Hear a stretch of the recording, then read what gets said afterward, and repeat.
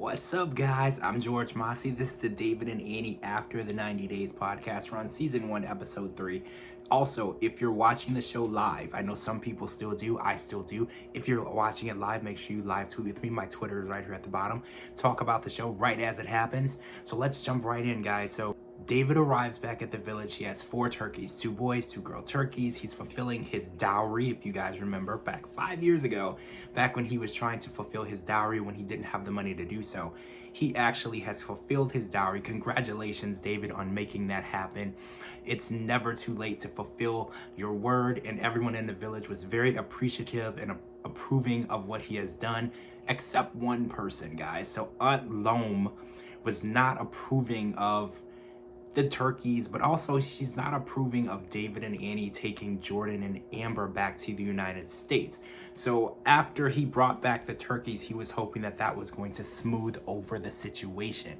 Unfortunately, it did not. So after some prying and talking to Aunt Loam one-on-one, we find out that the reason that she doesn't want to let Amber and Jordan go, it's not personal to Amber and Jordan at all. It turns out 5 years ago, her 12-year-old daughter, who was her only child, was killed by a drunk driver, and she is holding on to Amber and Jordan because they're what she feels are the last 2 children in the village for her, and she doesn't want to let them go.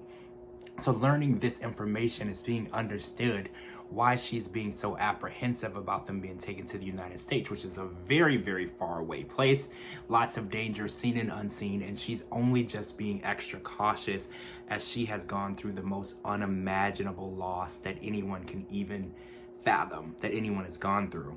So after having that heart-to-heart conversation, she ultimately opens up, tells them what happens, and then genuinely gives them their approval and permission to take them to the United States. But before that could happen, 2 days before they go back, they go to the local temple, and it's basically the biggest temple in the village, and they are going to have a ceremony, a traditional ceremony where they're going to basically bless Amber and Jordan, say a prayer, and get their blessing of the village of what they're going to do on their journey. And it's good to do this because it gives you good energy, good karma, good vibes, and it kind of sets the stage for what you're going to do with the approval of everyone in your village.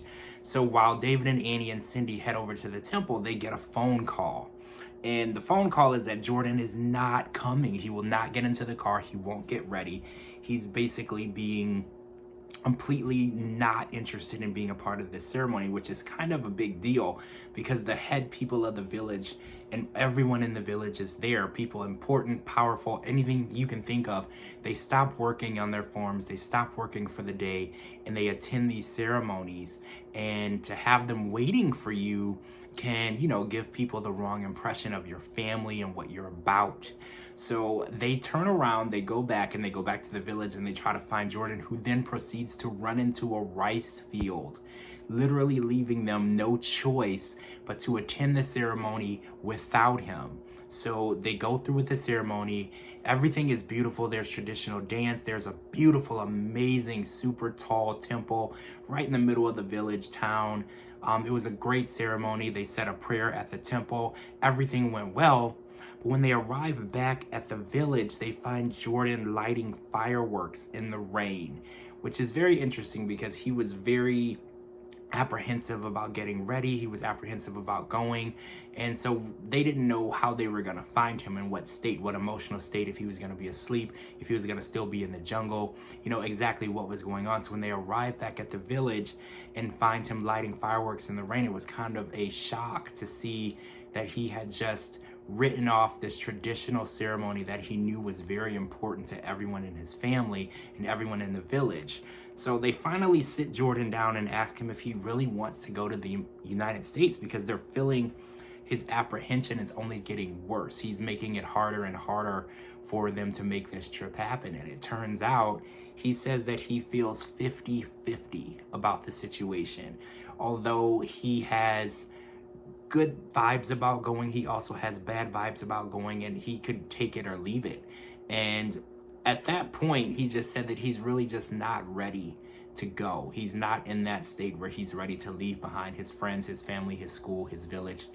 and they're at a crossroads. Annie and David want to give him this opportunity, and they only have 2 days to really convince him that this is the opportunity that he needs to take. Will they be able to do that? Are they going to be able to get through to Jordan? We will have to watch and see, because that's all that happened tonight on this episode. David and Annie after the 90 days next Monday, and I will see you all there on Twitter. And make sure that you are all live tweeting with me, and we can basically see exactly how this goes down. We don't really know exactly what's going to happen. We don't know if they're going to be able to convince Jordan that this is a good opportunity for him, or if it's not a good opportunity for him. That's just what we're going to have to wait and see for episode 4 of David and Annie after the 90 days. Make sure you guys are live tweeting with me for episode 4. I'll be there Monday night. Join me every Monday night. And thank you so much for joining me for the podcast. I'm George Mossey.